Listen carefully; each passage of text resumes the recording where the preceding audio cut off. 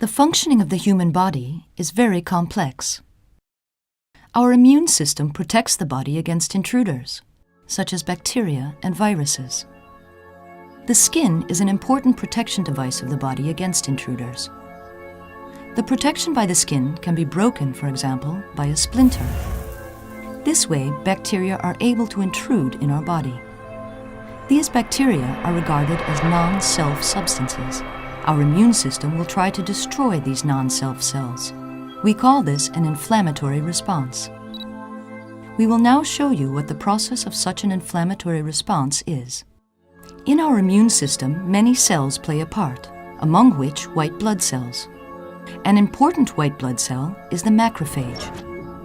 The macrophage recognizes the bacterium as a non-self substance and engulfs it. The bacterium is slowly destroyed in the macrophage until only very small pieces are left. These little pieces of bacterium are made visible on the outside by the macrophage. This way, the other cells of the immune system are able to notice that a bacterium has entered the body. Apart from that, something else is happening. Since the macrophage engulfs the bacterium, it creates inflammatory substances. These substances are called cytokines. Cytokines bind themselves to receptors on cells. Cytokines exactly fit the shape of such a receptor, like a key in a keyhole. In this manner, the cytokine communicates to another cell.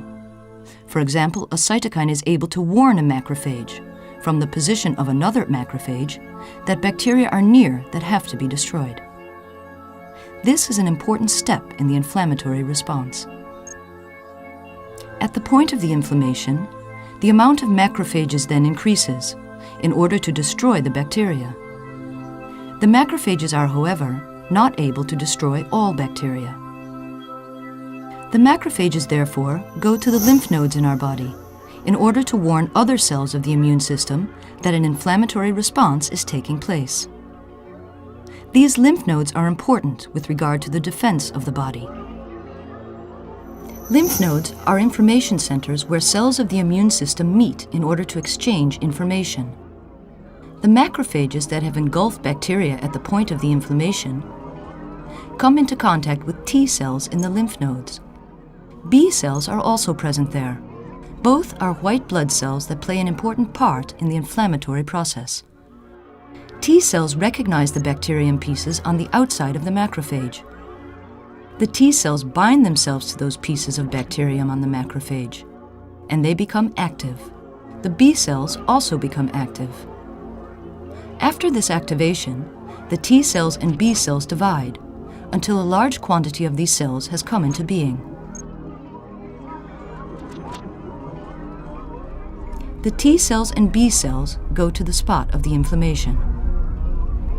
At the spot of the inflammation, the T cells help the other inflammatory cells to attack the bacteria as effectively as possible.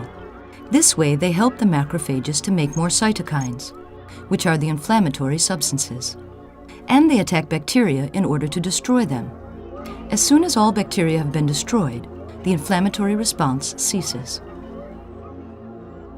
In case of an autoimmune disease, the self cells and components are being attacked instead of non-self cells.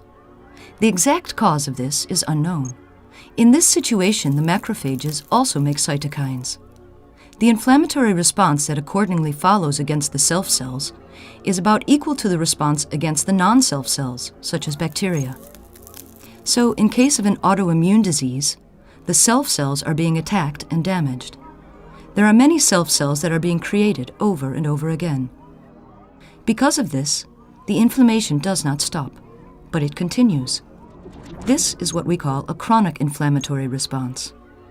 At the spot of the chronic inflammation, many cytokines, macrophages, T cells and B cells are present. The joint activity of these cells and substances causes damage to our body at the location of the inflammation.